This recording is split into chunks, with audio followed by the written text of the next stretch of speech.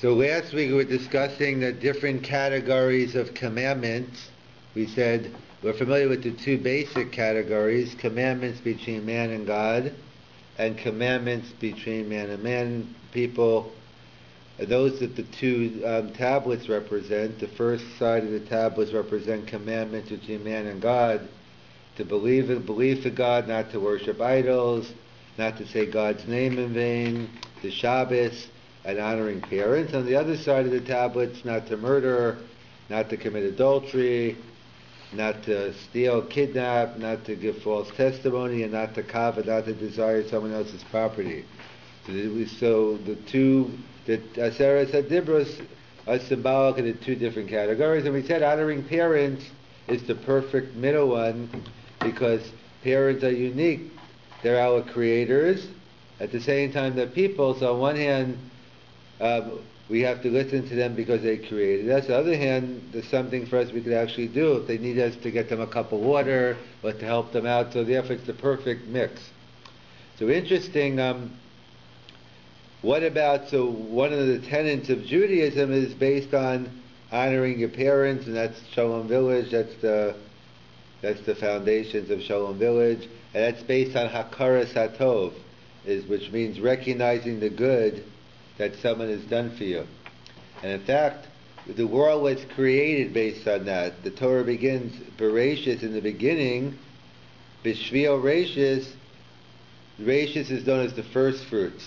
So when the farmer finishes his crop, and before he eats his own fruits, he brings his first fruits, he brings to the temple.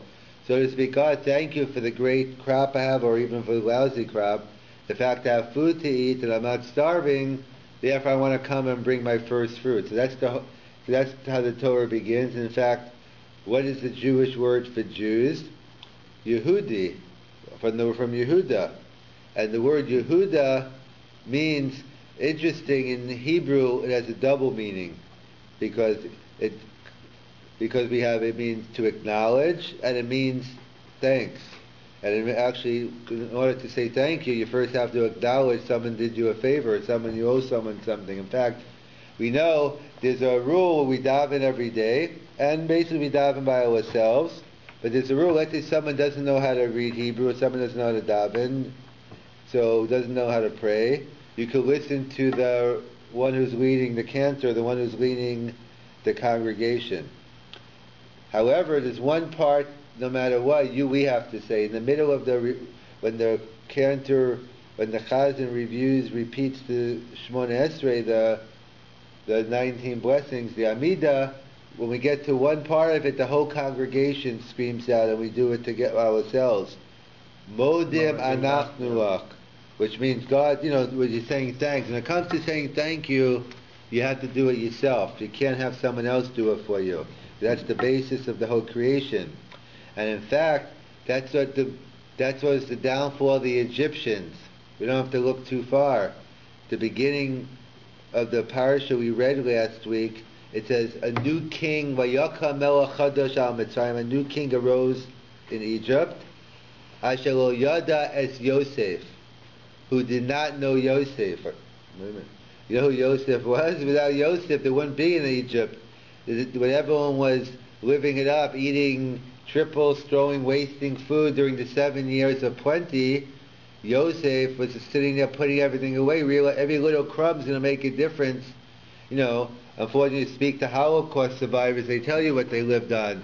But, when you have everything, who can think of times when you're not going to have? So Yosef had the foresight, and he was able to go ahead, and because of him, he saved not only Egypt, he saved the world. Because everyone came to Egypt for food. In fact, there are two great righteous people.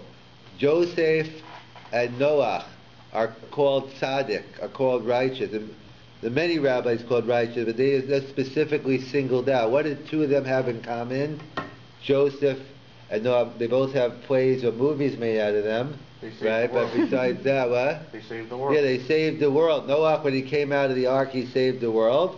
And Yosef during this time. And how do we know someone who saves the world gets the label righteous, tzaddik? We say it every day in davening, 3 times a day. We say it in the Ashrei, Poseach es yodecha, God, you open up the hands, umaspia and satisfy, you take care of all human beings. Sadik Hashem, God, you are righteous. So we see, one who sustains the whole world gets the title righteous. Hence, Noach and Yosef, besides all the other things, they had that title of Sadik because they sustained the world. So how can it be that they didn't know Yosef? So obviously they made it like they didn't know Yosef. Of course they knew Yosef, but the Torah is telling me they lacked the Hakaras HaTov. They lacked the basic concept of appreciating, recognizing someone did you a favor. There's no statute of limitations on saying thank you. You know, on different crimes people commit, they wait whatever it's 5 years, 7 years, 10 years, and then you can't punish them for the certain events. But in Hakaras there is no expiration. It's easy to say thank you right after the favor, and even a couple of weeks later, a year later. But the person who set you up, and now that you're successful, you did everything. I'm not saying he wants it or she wants it, but you should feel an appreciation that anytime you see the person, don't like overdo it and make a mockery out of it, but do it in a sincere way. And you should always, even if you don't say it to the person, the important thing is that you feel it. In fact, there's a expression in America, probably Canada. Let's say someone does you a big favor, so you say thank you. So, and what's his response back? Don't mention it. And he's saying, don't think we're even now. I did all this for you. You don't think a thank you is going to cut it. You have to do a lot more. So and that's why burying the dead is known as the greatest commandment of Gemilas Chasadim, of doing honor, because if I do someone a favor, that's not the reason I'm doing it, but in the back of my mind, okay, I know I have some assets here down the line. I know if I need someone, they'll do me a favor back. Maybe you'll never take it. And I'm not saying even consciously doing it for that, but in the back of your mind, it's still there. When you help in the burial of the dead, it's not something you're waiting to get paid back on. Either you know that person's not paying you back because he's dead, or you're not waiting that someone should do the favor back for you. You're in no rush to collect on that. So that's known as the chesed shel emes. That's known as the acts of loving kindness, which is done with no ulterior motives. And that's what we see, that the Egyptians lacked the hakaras, and that's what we see later on, that when Paro said, when Moshe came to Paro and said, about the God in heaven, he says, who is this God? I don't know any God. A similar language, lo yadati. Because we see when you don't appreciate the basic things that people do for you, certainly you're not going to see the things God does for you behind the scenes. That's much more direct. I mean, it's the same direct, but we don't see it. God's invisible. We believe He's doing things. But when someone actually does you a favor right in front of you, you don't say thank you, you don't acknowledge it, it's going to be much harder to acknowledge a God. And therefore, it's the same Paro, the same Egyptians who failed to recognize Joseph, the same ones, it's a continuation, you don't recognize God either. And in fact, we see it with the plagues, the first two plagues, Moses didn't want to be involved in. What are the first two plagues? Turning the Nile, turning the river into blood. Because it saved him. Right, and he didn't want to do the lice in the ground. So why those two? So as Iris pointed out, because Moses was saved, he was put into a little whatever they're called, and they floated on the water. You'll say, but big deal. I'm not going to say. I have no gratitude to the water. It's doing what it's supposed to do. I'm floating. But no, Moshe is telling me, Hakaras HaTov goes even greater. It could be your boss. It could be someone who you have to do something for, who had to do something for you, or your worker. But if someone does you a favor, you owe them a gratitude, whether you're paying them for it or not. It doesn't make a difference. And therefore, even though the water is just doing what it's supposed to do, Moses took it to the next level, and he said, even an inanimate object, I have to have Hakaras HaTov. And that's the same thing with the second plague. Moses, the ground, when Moses killed the Mitzri, and his life was in danger, so he had the earth took and he buried the body. So he didn't want to do the act of the lice, because the lice comes from the ground. That's how far Moses took it. Certainly to people who actually did him a favor directly, but even to inanimate objects. And in fact, we try to instill this lesson every Friday night. When we go home after shul, after synagogue, and what do? We make kiddush. So what do? The custom is we make kiddush over a cup of wine, and we have challah on the table. So the custom is usually have a challah board, we have a challah cover. Usually the challah is covered while you're making the blessing over the wine. Why is it? Why do we cover the challah? So the different reasons why we cover the challah. One reason we cover the challah is it's zeichel laman. It's to remember the miracle of the man when the Jews traveled in Egypt. Not in Egypt, when they left Egypt, but they traveled in the Midbar, in the desert for 40 years. So how did they have food? There were no Fortinos, no metro, no restaurants. They had to turn to heaven. So every day, every morning, they woke up the man, and they had the water from Miriam. They lived a miraculous way. And then when they entered the land of Israel, Joshua said, you know what? You got to start working for a living. You got to start planting. They said, what? You tell me if I put seeds in the ground, food's going to come out? A tree's going to grow? Wow, what a miracle. And that's just what we pointed out. The difference between what we call miraculous and natural, something which happens all the time, we call nature. Something which happens once in a while, we call miraculous. There's no difference. That's why to us, when food falls from heaven, that's a miracle. But to us, of course, food grows from the ground. But by the Jews in Egypt, Jews in the Midbar, that's just the opposite. So that's one reason we want to remember the miracle of the man. So the man, when it fell down, was covered with dew on top and bottom. So we have a challah board and we put a cover on top. That's one reason. But another famous reason given is not to embarrass the challah. What do you mean not to embarrass the challah? Number one, the challah doesn't have any feelings, last I checked. But even if it did, what do you mean? So what it means is like this. Let's say today you're having a meal, and you're having you're on the high carb diet, so you're going to have challah, you're going to have bread during the week. And of course, we know how important to have a cup of wine every day. What do they say? It's heart healthy. So you can have a cup of wine and you have bread. So what blessing do you make first? The blessing on bread today or the blessing of wine? Wine. So today you'd make the halachas, you make it on bread. And one of the exceptions to the rule is on Shabbos. No, I'm talking about today. Oh. Today's Monday. Yeah, no, but on Shabbos. Yeah. I know. Yeah, okay. Today, if you're having a meal, you'd have bread, and then even though normally bread covers everything, but not wine, then you have to make your own blessing on the wine. But Friday night, so what do? The opposite. We reverse the order. We first make the blessing on the wine, and then we make the blessing on the challah. So we know the bread's usually used to being king on the top. So now, the king's now used to playing second fiddle, the challah. So to speak, symbolically, not to embarrass the challah, so we cover it up. Or at some place you don't even bring the challah out. The old custom was, so I wouldn't embarrass. The challah has no feelings, but that's the whole point. We learn from Moshe Rabbeinu. We have to practice in us. If we practice on things that don't have feelings, maybe we'll get it right when people do have feelings. You see, people are very careful to have the challah covered, but I see them fighting with one another during the meals. They don't get the whole point of it.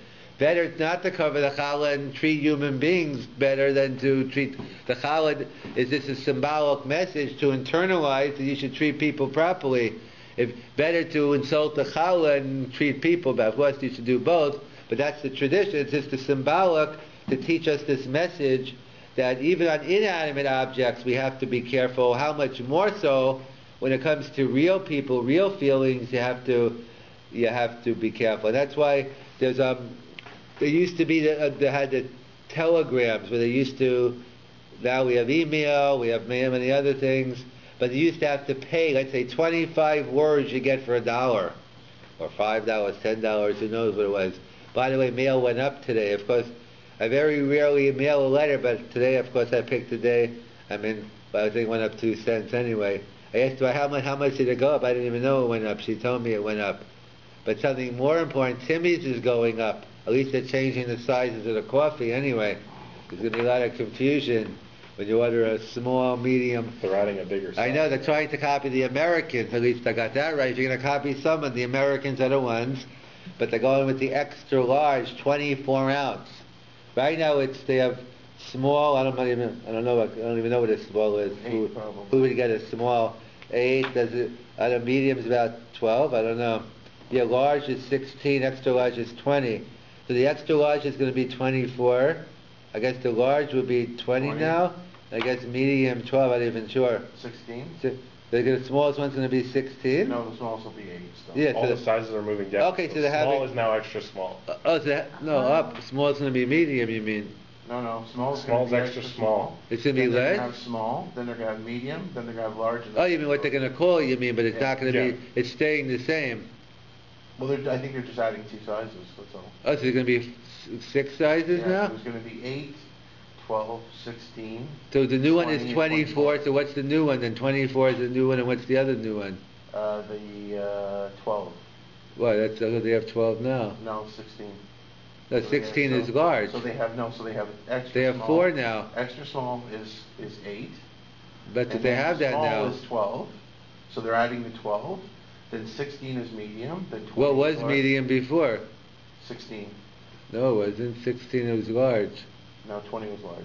No, 20 was extra large. Was it? I don't Yeah. know. Okay, either way, we'll work at it another time. Get back to me next week. Next week I'll have a better the idea. 24 is going to embarrass the 20 now. Yeah, exactly. That's why you have to get to 20. The 24 will be the best value. I'm not sure if it's going to break the $2 a cup range. You have to cover the large. You have to cover the large if you have it on Shabbos. Exactly.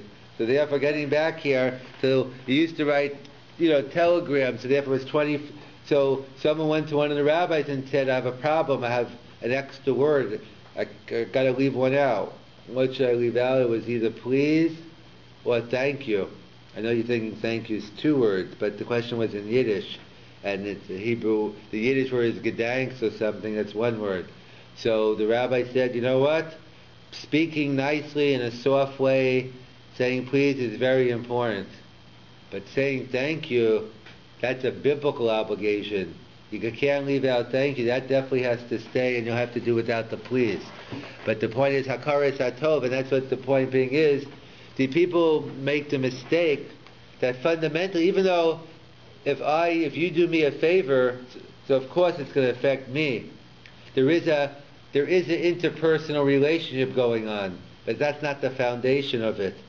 This fits into the 3rd category, but adam liatzmo, between you and God, between you and yourself. You know why you should have hakaras hatov? For you, not for the other person, but for yourself, because you can't be an ingrate. There's nothing worse than being an ingrate. Being an ingrate, the rabbis consider someone's like a apikaras. You're almost like a heretic, a non-believer. Someone doesn't have the basic appreciation for what people do for them. That's the basis, and therefore it's an internal thing. As you become a better person with it, that's what we find the difference between what we call charity versus acts of loving kindness. The Talmud tells us in Sukkah in 3 ways acts of loving kindness are greater than charity. In what 3 ways? Charity can only be done to the poor. Acts of loving kindness, so you can do it to the rich and poor. The rich could be lonely also. That charity can only be done to the living. As we mentioned, acts of loving kindness can be done to the living and the dead. Charity is only done with money, but acts of loving kindness can be done even with bodily exertion. So we see, from a quantitative point of view, acts of loving kindness are broader. But even more than that, there's a fundamental difference between the two. When does one usually give charity? You could be walking down the street, and a beggar comes and says, do you have any extra change? Or someone could come to your door, you could get an email, you could get a letter. So you're not necessarily thinking of giving charity, but being you're a good person, someone asks you, so you want to help out the person.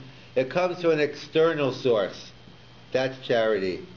Acts of loving kindness comes from within. Now, what's the classic case? When Abraham was recovering from his circumcision on day 3, so God made it very hot outside so no one would come and bother him. But obviously to Abraham, it bothered more that more than the pain of the circumcision was the fact he couldn't help other people. So God had 3 angels dressed up as people. They came down, and Abraham made a big feast.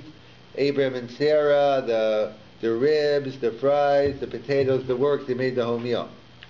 So these people were angels dressed up as people. So who did God make this scenario for? Clearly not for the angels, they don't even eat. It was for Abraham.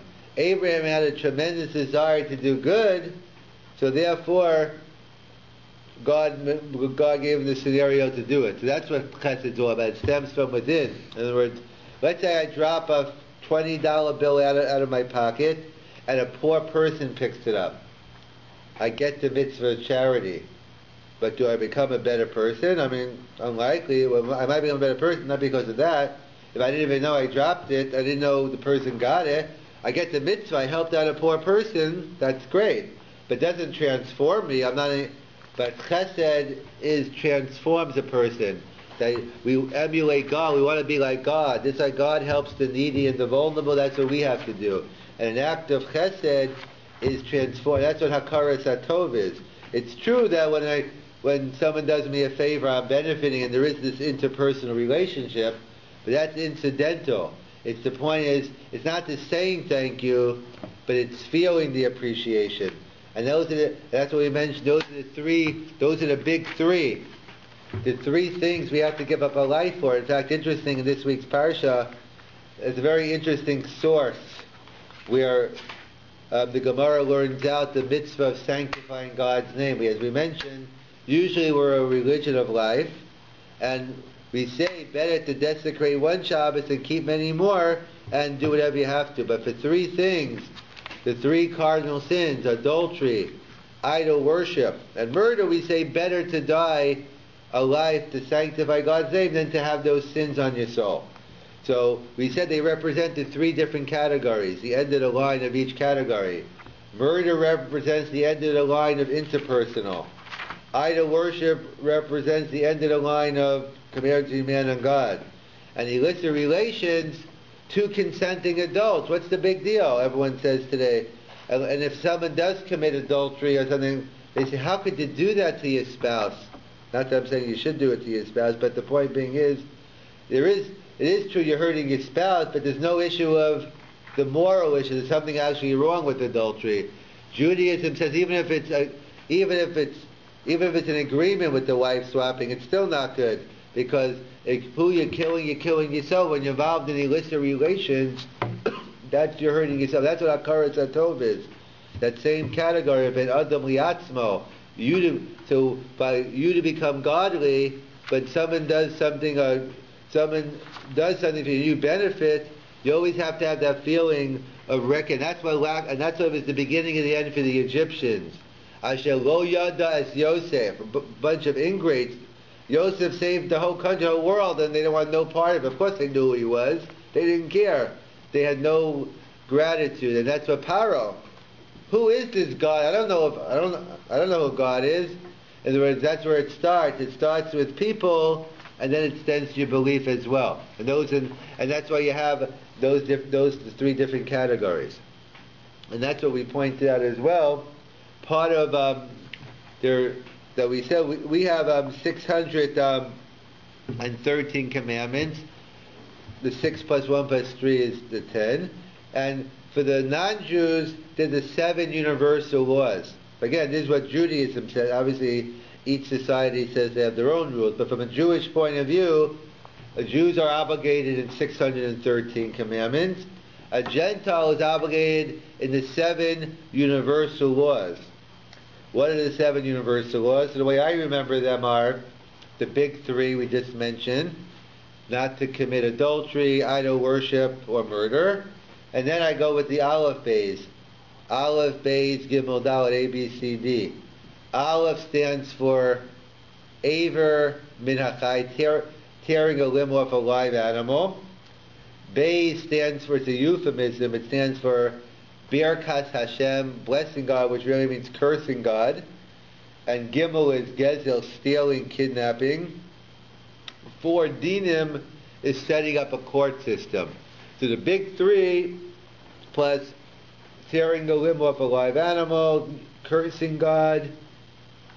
Number 3 is stealing, kidnapping. Number 4, setting up a court system. So those are the 7 universal laws. So let me ask you something. Is a Gentile obligated in honoring their parents? Are they commanded in the mitzvah of kibbud av v'em? Because I don't see it in the 7 mitzvahs b'nei Noach.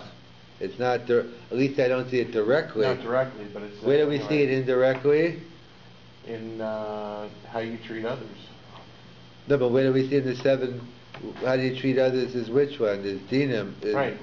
Right, so some want to say, so Maimonides writes, a Gentile is obligated as well to honor their parents.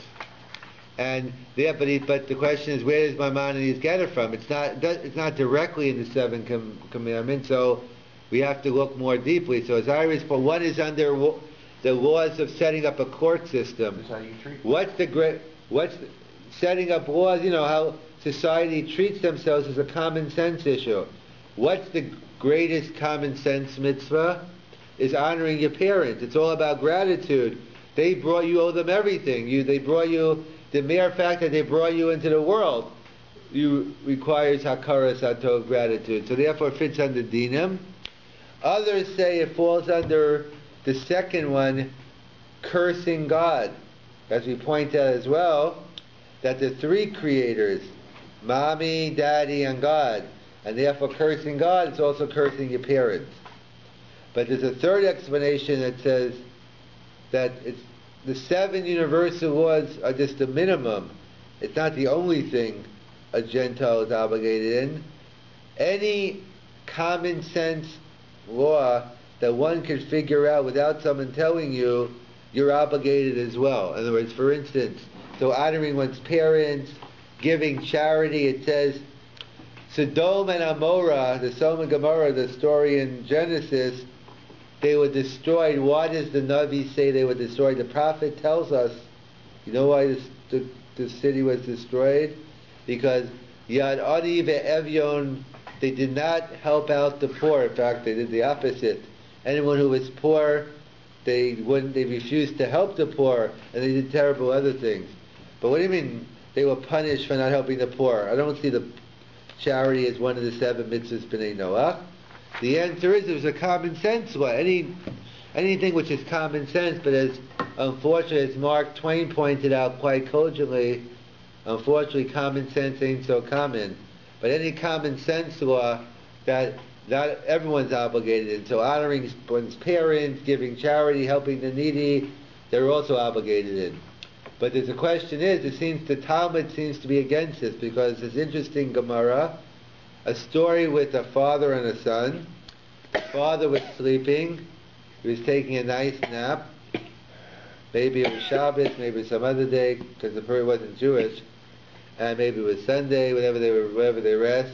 And someone came to make a big business deal. A business deal with the son. You need a drink? You're okay? I'm good. Yeah. So you need so it takes a business deal for the son, and they wanted to buy something, but the son left the key to the safe, or wherever it was, under daddy's pillow. So the question was, like, he wanted to make a nice deal. He could make a very profitable deal, but he didn't want to wake up his father. Again, if it was a deal for his father, he'd want you to, if you know he wants you to wake you, he'd kill you if you didn't wake. I lost $1 million bill because you didn't wake me? That'd be the opposite of keeping it. Then obviously, if you know, like for instance, let's say your father's sleeping and it's time for minyan. It's time to go to service. You know your father wants to go to services, so then you're allowed to wake him up. Preferably, it says to get a third party, if possible, to wake him up, because you don't want to. But if not, push comes to shove, you can wake him up, because if it's something you know, so that's considered honor. In this case, usually waking your father up from his sleep is not honor, but certain times it is. If he wants to go to services or if it's some business deal. So he refused to wake up his father, and he lost a big business deal. And as the story goes, that year they had the red heifer. They had something much more valuable, and he made $5 million instead of $1. So the Talmud says what a lesson we learned. His name was Damba Mendocino, non-Jew. He says, look how far a Jew has to go to honor the parents. If Damba Mendocino wasn't even Jewish, and look how far he went not to wake up his father to honor his father, how much more so you who are obligated, how far do we have to go? So what do we see from this Gemara? A non-Jew is exempt.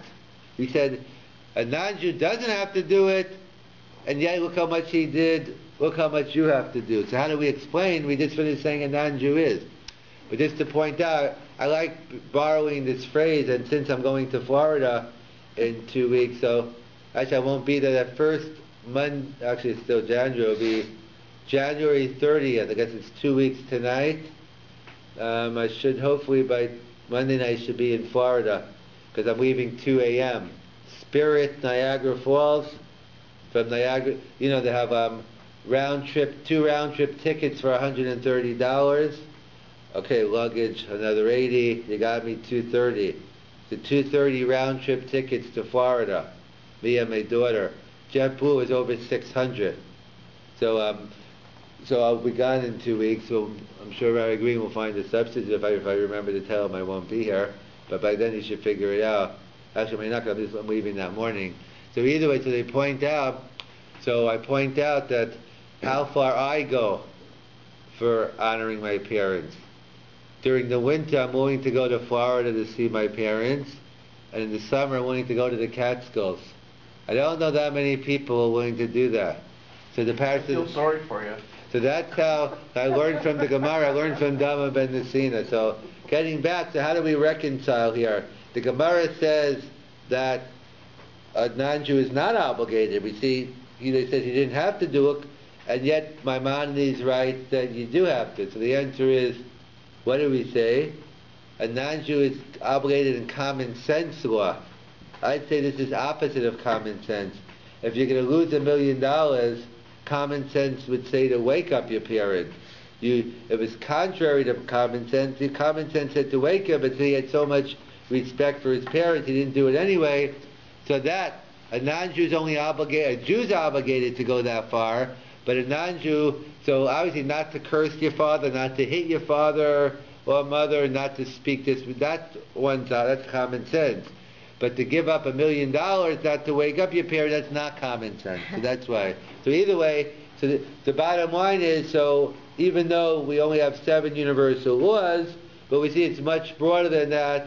All common sense laws, whether it's honoring your parents, whether it's giving charity, that also applies as well to that non-Jews are obligated in giving charity, helping people, as well as honoring their parents. And in fact, as we pointed out, according to Maimonides, not only is for a Jew giving to a Jew the commandment of charity, but a Jew giving to a Gentile as well. The Rambam writes, based on V'halachta b'dracha, based on what we said, the difference between tzedakah, charity, and acts of loving kindness, that by us transforming ourselves, so by you doing acts of loving kindness to anyone, whether it's Jew, non-Jew, that's a biblical obligation. In fact, we learned that from Moshe Rabbeinu. Moses. Why was Moses picked to be a leader? So we just read in the Exodus that we see 3 events happen. A Jew and the non-Jew and Jew are fighting. Moshe intervened. 2 Jews were fighting. Moshe intervened. Down by the well, 2 non-Jews fighting. Moshe intervened. We see to be a great leader, it doesn't make a difference your race, your religion, your color. If you see injustice being done, I think Viktor Frankl, who is one of those, he's like a psychotherapist or something like that, whatever they call them. He survived the Holocaust, and he's a therapist now, and he wrote a book on the meaning of life. I think he writes over there in that book, he says there are only 2 races, the decent and the indecent. It doesn't make a difference, what the color of your skin is or anything like that. It goes by, if you're a decent person, that's all it is. You're decent and indecent. And that's what they point out, that Moshe Rabbeinu didn't care as long as there's an injustice being done, and that's why he was picked. And same thing, We see King David. King David, we see the language by Moses. It says he saw this, he saw that. It uses the language of seeing. And we see seeing means, and that's what it used by the bush. God, I see the suffering of the Jewish people. So why was Moses picked? Because he shared the vision of God, and God wanted a leader who not only sees with his eyes, but he sees with his heart. And he feels the empathy of other people, but that's not enough. He sees, not only does he see, but he acts on it. Many people, we walk by, oh, it is terrible, and we just keep on going, and we enjoy, we go have a nice, steak dinner and potatoes, whatever. Oh yeah, it's terrible what's happening, and then like 2 minutes later, we're off to something else. The greatness of Moshe Rabbeinu is, he saw with his heart, but he led to action. He got up and did something. And of all people, Moshe could have said, that's why in fact Paro wasn't, when Paro found out Moses was the leader, he wasn't concerned. He said, he'll never take the Jews out of it because he doesn't know what the Jews went through as slaves. He lived up in the palace. That was the greatness of Moshe Rabbeinu. Even though he didn't actually live that kind of life, he was able to feel the empathy and feel the pain of someone else. He had the most affluent life, and the palace, he had the best of everything, and yet he was able to feel the pain of the lowly Jewish slaves.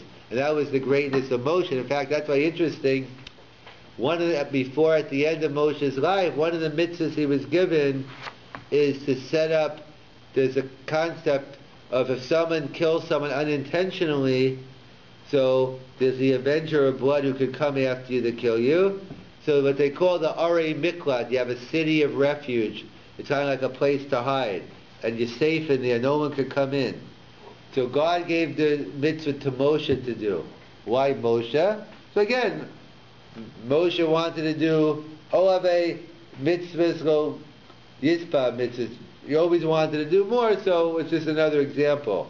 But at a deeper level, you know why it was Moshe? Because Moshe could relate to it. Moshe was on the run when the Egyptians came in. He had nowhere to hide. He had to run away, go to Midian. So specifically, he had the empathy for that mitzvah. People are coming to kill you. You have no place to hide. I'm going to make sure there's something done here where you have a place to go. And that's why Paro thought he was safe, but he underestimated the greatness of Moshe Rabbeinu, even feeling the pain of people you would think he couldn't even relate to. But Moshe could relate to everybody, Jew, non-Jew, any situation. And that's why he was chosen as the leader, because he recognized when injustice is being done. In fact, that's what we see. Even King David, we say a very difficult verse at the end of grace after meals, benching. We say, Nar hayisi gam zakanti, when I was young and even when I was old, I never saw a righteous person who was forsaken. I mean, unfortunately, we don't have to look too far to see righteous people being forsaken. So what does King David mean? No, but what does it say? I never saw. What does seeing mean? Doesn't this mean seeing like Moses? Seeing means acting. What David is saying is, I never saw a righteous person being forsaken and not help them. That's what it means. Of course, there are always people there who are forsaken, but when he saw an injustice, he went out and did it. And that was the language Esther used with Achashverosh. Do you see the pride of my nation? Because seeing doesn't mean seeing. Seeing means acting on it. In fact, we see that by Abraham as well. But Abraham, it says he looked by Yar twice. But it happens all the time. You could see something. Many times you see someone, okay, but the light bulb doesn't go on all the time. Let's say you see someone, oh wow, I see him standing by the bus stop, it's freezing outside and like the bus isn't coming for another hour, and I ride right by. I don't mean to pick up a stranger, you know someone, and then, oh yeah, I see, then you see again, oh, what a great opportunity. I know the person, let me pick the person up. So many times we all see, but the trick is seeing and the light bulb going on and acting on it. And that's why Moshe Rabbeinu was picked, because he had the Hakaras HaTov. And that's why, as we say with the water, and in fact, what does his name come from? We'll conclude on this. Moses was the Egyptian name. It wasn't his name at birth. Where did he get the name? The daughter of Paro, when she pulled him out of the water, that's what the name means, Moshe. He was drawn out of the water. But it's in an active, it doesn't say mashoy like a passive, but he says, because you drew me out. And that's when Moshe realized his mission in life. Why did I deserve it? So many other little babies were killed. They weren't drawn out of the water. Why was I picked to get drawn out of the water? Just to hang out in the palace and live my own narcissistic life and do whatever? No. I realized there must be a mission. God saved me for a reason. And just like Moshe realized he was saved by the mercy of others. So that's why he was called Moses. And by the bush he called him Moses, because Moses realized his mission in life. It's just like I have the appreciation. I realized I was saved for no reason. I don't know why I was saved. I just know God saved me. It's my time for payback now. I have to go ahead and save other people. My job is to bring the Jewish people out of Mitzrayim and bring them into the promise. At least try to bring them into the promised land. He never made it. And that's what it's all about. That's why Moshe was picked. And that's what the essence of this third category. We know we're familiar with the two categories between man and God and man, but the third, just as important one, ben adam liatzmo, between us and God, our own potential, how we become better, and akaras hatov is we have to feel the appreciation forget about the other person. Of course there's that aspect, but fundamentally it's all about you appreciating what people have done, like Moshe Rabbeinu, the ultimate. He could have forgot, a big deal, so she took me out of the water. She did it for her benefit, she wanted me. But no, that's the wrong attitude. Is Moses, and that was the name used at the burning bush, because that's my purpose in life. I'm here to draw waters for others. Someone took me out of the water, and someone saved my life, and that's what I'm going to spend the rest of my life doing, going out and saving other people.